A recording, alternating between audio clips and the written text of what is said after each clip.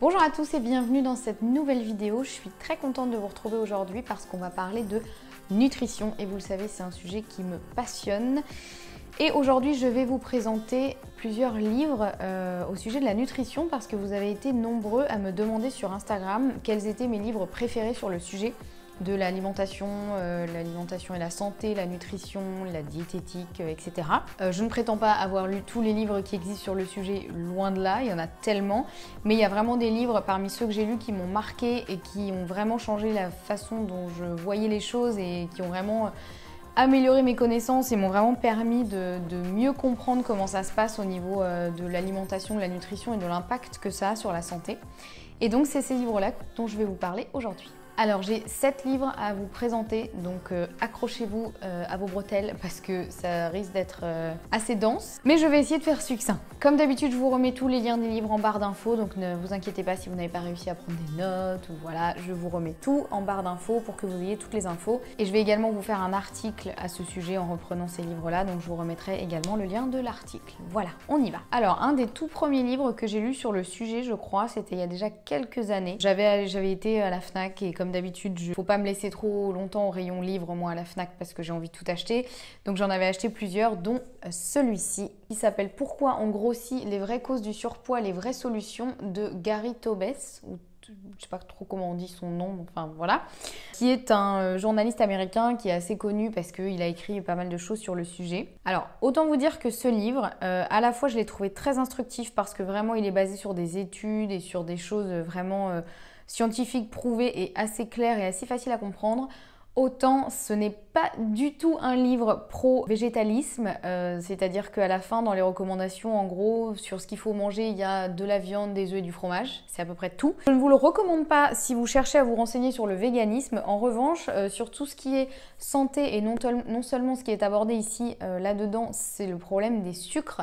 Et vous savez que c'est un sujet qui me plaît énormément et sur lequel je fais beaucoup de recherches en ce moment. Je vous en ai déjà parlé dans un article et dans une vidéo, donc je vous remets les liens en barre d'infos ici ou là, enfin vous verrez bien des choses qui s'affichent sur votre écran. Ce livre explique vraiment à quel point on pense que ce qui nous fait grossir c'est le gras alors qu'en fait c'est le sucre et quand je dis sucre c'est le sucre, les féculents, les produits voilà, transformés, le pain, etc. Donc je vais vous lire ce qui est écrit derrière, c'est le meilleur moyen de savoir vraiment de quoi parle ce livre. Alors, des révélations qui vont changer votre vision de l'alimentation. On nous serigne que les graisses font grossir, qu'il faut des féculents à chaque repas et que sans activité physique régulière, on ne peut pas perdre de poids. Faux, dit Gary Taubes. Non seulement ces recommandations ne nous ont pas fait maigrir, mais elles ont au contraire fait exploser le nombre des diabétiques et des obèses. Pourquoi? Parce qu'elles sont basées sur de la mauvaise science, écrit-il. La théorie selon laquelle on grossit parce qu'on consomme plus de calories qu'on en brûle est une absurdité qui a causé des dommages incalculables.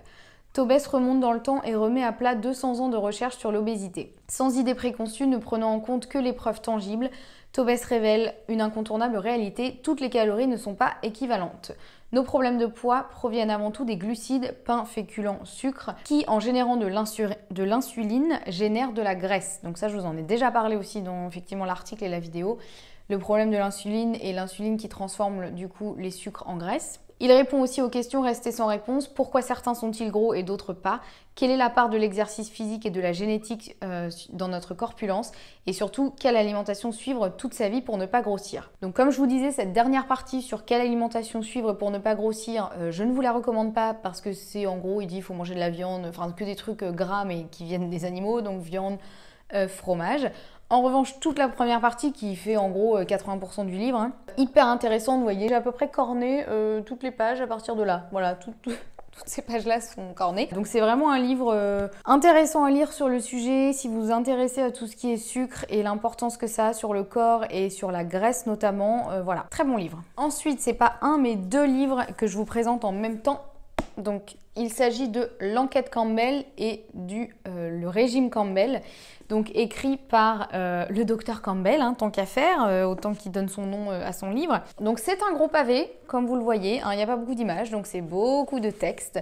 Mais alors ce livre, mais je pense que si vous ne devez en lire qu'un seul, c'est celui-là. C'est vraiment le livre qui, moi, m'a fait prendre conscience de tellement de choses et surtout de à quel point l'alimentation est responsable de 90% des maladies que l'on a à l'heure actuelle. Tout ce qu'on appelle les maladies modernes, entre guillemets. C'est juste incroyable. Ce livre, en fait, c'est bourré d'études validées scientifiquement en gros, il explique en se basant sur de vraies études pourquoi les produits venant des animaux sont majoritairement responsable de toutes les maladies modernes. Donc je vais vous lire ce qui est écrit derrière. Donc là c'est écrit l'enquête Campbell, les aliments qui tuent et ceux qui peuvent vous sauver la vie. Donc dans cette enquête au retentissement mondial connue sous le nom de China Study, le Dr Campbell révèle des informations sur la nutrition qui pourraient transformer radicalement votre santé et celle de votre famille. En démontrant le lien existant entre tout ce que nous mangeons et les maladies chroniques, ces conclusions remarquables dévoilent les clés pour adopter une alimentation qui vous permettra de vivre longtemps et en bonne santé. Donc pour vous en dire plus sur l'auteur, c'est un docteur en nutrition, biochimie et microbiologie. C'est un éminent scientifique. Voilà, et donc en gros, celui-ci, c'est on va dire la suite entre guillemets, où après avoir expliqué, bon alors là-dedans aussi il explique ce qu'il faut manger, mais ici il explique vraiment pourquoi l'alimentation a un rôle si important sur notre santé, etc. Et ici, il détaille vraiment beaucoup plus ce qu'il faut manger, ce qu'il faut privilégier, ce qu'il faut éviter, pourquoi, toujours en expliquant voilà pourquoi. Et alors surtout dans ce livre-là, donc qui est dans le régime Campbell, il explique à quel point il a eu du mal à faire aboutir ses études parce qu'en fait, généralement, toutes les études qui sont faites en laboratoire qui concernent la santé sont généralement rémunérées par des entreprises ou voilà, des lobbies ou des choses comme ça, parce qu'il faut bien évidemment les financer, ces études-là. Elles se font pas sans argent, et il explique en gros que lui, la plupart de ses études, comme le but était de prouver que en gros pour être en bonne santé il faut manger des légumes, des fruits, des légumineuses, des céréales et des graines, il n'y a aucune entreprise qui voulait financer, et voire plutôt il a même reçu des menaces, en gros des lobbies qui lui ont dit si tu publies ton étude tu vas être en mauvaise posture, est-ce que tu tiens vraiment à ta carrière? Et c'est juste hallucinant. Il explique à quel point, je pense qu'il s'est vraiment mis en danger ce médecin, il explique à quel point tout est contrôlé et à quel point il ne faut pas, sans tomber dans la théorie conspirationniste, à quel point il ne faut pas croire tout ce qu'on nous dit, et voilà à quel point tout est un petit peu quand même manipulé, et comment lui il a dû se battre pour réussir à faire publier ce livre, et il a réussi quand même. Et voilà, c'est hyper intéressant. Et en gros, dans le premier volume, là, pour vous résumer un peu la chose, tout est parti d'une étude qu'ils ont fait sur des souris. Ils ont pris 2 groupes de souris auxquels ils ont implanté des cellules potentiellement cancérigènes. Donc, c'est-à-dire que c'est pas un cancer encore déclaré, mais ce sont des cellules malignes, on va dire, donc qui potentiellement peuvent amener un cancer. Et ces 2 groupes de souris, ils les ont séparés. Il y a un groupe qu'ils ont nourri avec 20% de protéines de lait, et l'autre, donc avec un régime contenant 20% de protéines de lait, et l'autre avec un régime ne contenant que 5% de protéines de lait. Et ils ont fait ensuite des tests pour voir si elles avaient développé un cancer ou pas. Évidemment, le groupe de souris qui a été nourri avec le régime alimentaire contenant les 20% de protéines de lait a déclenché le cancer, mais alors à fond les ballons. Et l'autre groupe qui n'a été nourri qu'avec les 5% de protéines de lait n'a pas déclenché le cancer. Donc déjà, ils se sont dit, c'est étrange quand même, peut-être que les protéines de lait, c'est pas si bon pour la santé. Donc pour en être sûr, ce qu'ils ont fait, c'est qu'ils ont interverti, ils ont changé les régimes alimentaires des 2 groupes. Celles qui avaient été nourries avec les 20%, ils les ont passées à 5%, et celles qui avaient les 5%, ils les ont augmentées à 20%.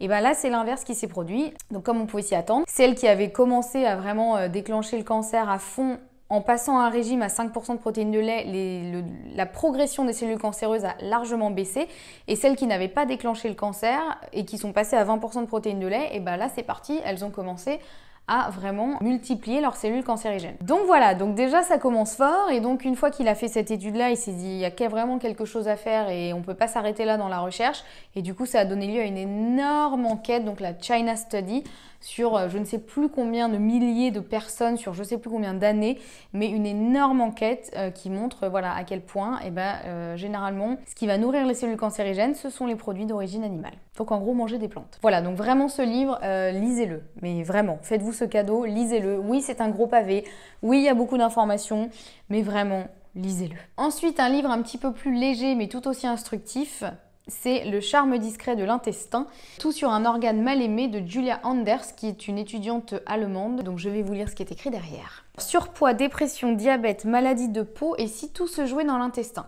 Au fil des pages de son brillant ouvrage, Julia Anders, jeune doctorante en médecine, plaide avec humour pour cet organe qu'on a tendance à négliger, voire à maltraiter. Après une visite guidée au sein de notre système digestif, elle présente toujours de façon claire et captivante les résultats des toutes dernières recherches sur le rôle du deuxième cerveau pour notre bien-être. C'est avec des arguments scientifiques qu'elle nous invite à changer de comportement alimentaire, à éviter certains médicaments ainsi qu'à appliquer quelques règles très concrètes en faveur d'une digestion réussie. Irrésistiblement illustré par Jill Anders, la sœur de l'auteur, voici un livre qui nous réconcilie avec notre ventre. Il s'est vendu à plus d'1 million d'exemplaires en Allemagne et sera publié dans une trentaine de pays. Et ça, c'était en avril 2015. Donc depuis, je pense qu'il a encore plus explosé les scores. Donc ça, c'est un livre très drôle et vraiment très instructif. Cette nana, cette petite jeune doctorante, elle est hyper douée, hyper passionnée par son sujet et hyper claire et pédagogue. Et en plus, il y a des petits dessins qui sont réalisés par sa sœur, donc vous voyez, un peu rigolo. Et ça, moi, ce bouquin m'a vraiment permis de comprendre beaucoup mieux comment fonctionne le système digestif, même si on l'apprend tous à l'école, mais au final, on n'apprend vraiment que la surface. Et à comprendre à quel point, effectivement, les intestins, c'est vraiment notre deuxième cerveau. Et surtout donc à comprendre à quel point ça impacte, en gros, on a le premier cerveau ici, le deuxième cerveau dans les intestins, et à quel point les deux communiquent. Et on pense souvent que c'est le cerveau qu'on a en haut qui influence notre ventre, mais on se rend compte que l'inverse est également vrai et qu'il y a des milliards ou je ne sais plus combien de neurones également dans les intestins et que les intestins peuvent aussi influencer le cerveau. Donc également tout ce qui va être dépression, elle en parle aussi dans son bouquin. On commence à comprendre que ça peut être lié à la flore intestinale, au microbiote, etc. Voilà, c'est vraiment un livre super instructif sur tout ce qui va être système digestif, alimentation. Elle parle des probiotiques, des prébiotiques, des aliments à privilégier, quels médicaments il vaut mieux éviter, notamment les antibiotiques. Alors, les antibiotiques, c'est pas automatique, des fois on n'a pas le choix, mais voilà, elle montre à quel point une cure d'antibiotiques intensif peut vraiment dérégler tout ce qui se passe dans le ventre et du coup dérégler tout ce qui se passe dans le corps. Vraiment léger, drôle, mais hyper instructif. Je vous conseille vraiment ce livre-là, qui est ludique, facile à lire et hyper instructif. Vous apprendrez forcément des choses sur votre intestin. Le livre suivant, c'est pas forcément un livre orienté 100% nutrition, même pas du tout, mais malgré tout hyper intéressant parce qu'il y a une grosse partie quand même sur la nutrition. C'est le livre Planète Végane d'Ophélie Véron. Donc, Planète Végane, je ne vais pas vous lire tout ce qui est derrière parce qu'en fait, ce livre, je vous en ai déjà parlé il y a quelques temps. Il est sur tout ce qui va être véganisme au sens large, très large. Alors, c'est un super livre. Et il y a une grosse partie sur la nutrition végane. Et elle explique vraiment ce à quoi il faut faire attention quand on est végane et qu'on veut avoir une alimentation équilibrée. Elle donne vraiment des tableaux, vous voyez, comme ça, pour avoir assez de fer, par exemple, des choses comme ça. Donc j'étais assez surprise quand je l'avais lu parce que je ne m'attendais pas à trouver vraiment des conseils aussi pointus en termes de nutrition et vraiment hyper intéressant. Elle donne des idées de menus pour être sûr d'avoir assez de fer, etc. Ophélie Véron, elle connaît vraiment son sujet et elle explique vraiment les aliments à privilégier, ceux qu'il faut consommer idéalement tous les jours ou régulièrement, ceux qu'il faut mieux un peu éviter, par quoi on remplace les produits d'origine animale au niveau des nutriments, etc. Donc ça, c'est un livre que je vous conseille dans tous les cas, mais si vous voulez le lire pour la nutrition, disons que évidemment ce sera plus facile à lire que ceux que je vous ai présentés avant, puisque la partie nutrition est quand même plus petite, vu que c'est pas le cœur de ce livre, mais ça reste quand même hyper intéressant, donc j'avais envie de le mettre dans cette sélection de livres sur la nutrition. Et là, ça vous donnera très concrètement des idées pour avoir assez de calcium, de fer, de protéines, de minéraux, de tout ça, et puis surtout aussi un peu dézinguer les idées reçues qu'on peut avoir de dire les véganes, il manque forcément de ci, de ça. Et là, voilà, elle explique pourquoi on a peur de ça, mais pourquoi il y a des solutions et pourquoi au final c'est plus simple qu'on ne pense, voilà. Donc je vous conseille aussi Planète Végane, de toute façon c'est un des livres à avoir lu si vous voulez vous renseigner sur le véganisme. Avant-dernier livre dont je vous ai déjà parlé, c'est le livre Megalo Food de Ella Agege. J'espère que je prononce bien son nom, j'ai toujours peur avec les noms. Donc à la base c'est un livre de recettes, donc je me suis dit est-ce que je le mets dans cette sélection ou est-ce que je le passe plutôt dans ma sélection livre de recettes.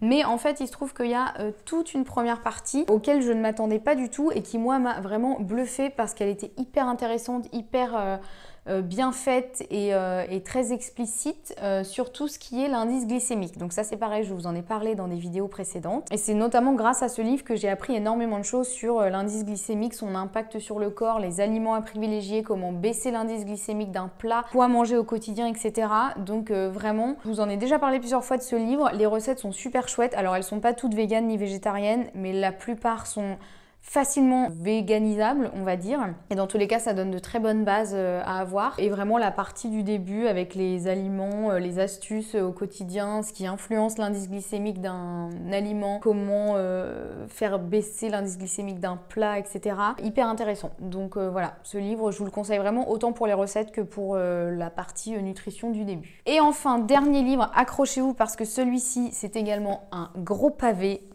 Voilà. Il s'intitule « Comment ne pas mourir » du docteur Michael Greger, donc qui est un Américain aussi. Hein. Souvent les Américains, c'est quand même eux qui sortent des bouquins sur le sujet, bizarrement. Les aliments qui préviennent et renversent le cours des maladies. Alors ce livre, au même titre que l'enquête Campbell, je pense que c'est vraiment un livre à lire. Alors je vais pas vous mentir, c'est pas un livre à lire hyper facile, hein, parce que vous voyez c'est un énorme pavé, il n'y a pas beaucoup d'images, hein, voilà. Mais c'est un truc que vous pouvez lire, voilà, pas forcément d'une traite, mais vous pouvez lire un peu les parties que vous souhaitez, parce qu'en fait il est découpé selon les maladies. Donc en fait dans chaque chapitre il explique par exemple comment ne pas mourir d'une maladie cérébrale. Donc voilà, ensuite comment ne pas mourir d'une infection. Comment ne pas mourir d'hypertension artérielle, d'une maladie hépatique, d'une maladie rénale, d'un cancer du sein, d'un cancer de la prostate. Enfin voilà, il fait toute une batterie de maladies et il explique en gros ce qui va provoquer cette maladie, ce qui va la faire progresser rapidement et ce qui va permettre de la prévenir ou une fois qu'on a cette maladie malheureusement, comment faire en sorte qu'elle ne progresse pas trop vite. Et évidemment, tout est basé sur l'alimentation. Et ce médecin, j'ai vu aussi une conférence qu'il a fait sur le sujet, il est très drôle, donc ce livre, même si ça reste un livre quand même assez scientifique et assez terre à terre et vraiment basé sur des études, il y a quand même pas mal de petites pointes d'humour. Je vous conseille aussi d'aller voir quelques-unes de ses vidéos que vous pourrez trouver facilement. Il est vraiment très drôle, il est passionné par son sujet et il est assez doué pour transmettre justement sa passion et ses connaissances. Donc, vous voyez, c'est ce monsieur. Voilà, il a un peu la tête de monsieur tout le monde, mais il est vraiment drôle. Et ce qui est intéressant, c'est que ce médecin, il n'est pas vegan, on va dire, pour les animaux. C'est-à-dire qu'il ne va pas vous dire manger des animaux, c'est pas bien parce que ça leur fait du mal. En revanche, il est quasiment végétalien, mais pour des raisons purement de santé. Et du coup, c'est un livre qui est hyper intéressant pour ça, parce que c'est vraiment uniquement basé sur la santé, mais comme dans l'enquête Campbell, il explique qu'en gros, pour ne pas tomber malade, il faut privilégier les fruits, les légumes, les graines, les oléagineux, les céréales, les légumineuses, etc. Donc un régime 100% végétal. En revanche, là, il explique vraiment pourquoi, et il détaille pour chaque aliments. C'est-à-dire que j'ai appris des choses sur le brocoli, par exemple, que je ne soupçonnais pas. Il parle de il explique en gros en quoi chaque légume, chaque fruit, chaque céréale, chaque graine va être différente et va apporter des choses différentes au corps. Et ce livre donne vraiment envie de varier au maximum son alimentation pour être sûr d'avoir tous les bénéfices possibles d'une alimentation 100% végétale. Et ce livre est juste génial. Enfin, il explique voilà, vraiment toutes les maladies, comme je vous ai dit, et comment les prévenir, quoi privilégier, et tout est basé sur des études, évidemment. Et vraiment hyper détaillé. Pourquoi les graines de lin c'est intéressant? Parce qu'on nous dit les graines de lin c'est bien, il y a des fibres. Oui, mais pas que. Il explique aussi pourquoi, quel impact ça va avoir sur le corps, etc. Enfin, ce livre, c'est vraiment une bible. Je vous conseille vraiment. Je vais vous lire du coup ce qui est derrière. Alors, on peut ne pas mourir d'hypertension artérielle en buvant des tisanes d'hibiscus. On peut prévenir le cancer de la prostate en ajoutant des graines de lin à nos plats. On peut réduire les risques de maladies cardiaques en mangeant des noix du Brésil. C'est scientifiquement prouvé. Contre les lobbies, les dogmes de la médecine occidentale et les idées reçues, le Dr Greger milite depuis des années pour une révolution nutritionnelle. Bien plus que les traitements et les médicaments, c'est notre alimentation qui peut nous sauver la vie. Études scientifiques de pointe à l'appui, il nous explique quels aliments privilégier, les réflexes à adopter afin de prévenir, voire renverser le cours de la plupart des maladies chroniques, cancer, diabète, maladies cardiaques et bien d'autres encore. Véritable bible de la nutrition, un ouvrage de référence fourmillant de conseils pratiques et déculpabilisants pour vivre plus longtemps et en meilleure santé. Ça, c'est vrai aussi que c'est un aspect, il est très déculpabilisant. Donc c'est pas du tout genre ne faites pas ça, c'est pas bien, c'est en gros essayez de faire ça au maximum, c'est bien. Et il donne vraiment plein de petites astuces à appliquer au quotidien pour maximiser sa consommation de légumes sans être frustré d'avoir une assiette de haricots verts devant soi. Voilà, il donne quelques petites recettes. Donc voilà, je ne peux que vous conseiller vraiment ce livre. Tout le monde devrait le lire et ça changerait, je pense, beaucoup de choses. Et les médecins auraient beaucoup moins de patients dans leur cabinet, je pense, si tout le monde lisait ça et appliquait les conseils. Voilà, c'en est terminé de cette sélection. J'espère qu'elle vous aura plu. J'espère que ça vous aura donné envie de vous documenter sur le sujet. Je trouve que l'alimentation et la santé, c'est un sujet mais tellement passionnant parce que ce qu'on met dans notre corps, ça agit directement sur le corps, la santé, les maladies, tout le bien-être qu'on peut avoir au quotidien. Et je vous conseille vraiment de vous documenter, même si vous n'êtes pas trop à fond dans les livres. Cherchez des vidéos sur YouTube de tous les auteurs dont je vous ai parlé. Ils ont aussi du contenu qui est facile à voir sur YouTube ou sur leur blog, etc. Et voilà, si vous avez des questions, n'hésitez pas à me les poser dans les commentaires, que ce soit concernant ces livres ou concernant l'alimentation santé. Je me ferai un plaisir d'y répondre. Si vous avez aimé cette vidéo, n'hésitez pas à lui mettre un petit pouce pour m'encourager et à vous abonner à la chaîne. Et dans tous les cas, moi je vous retrouve très rapidement avec une prochaine vidéo. Bonne journée ou bonne soirée, bonne santé surtout.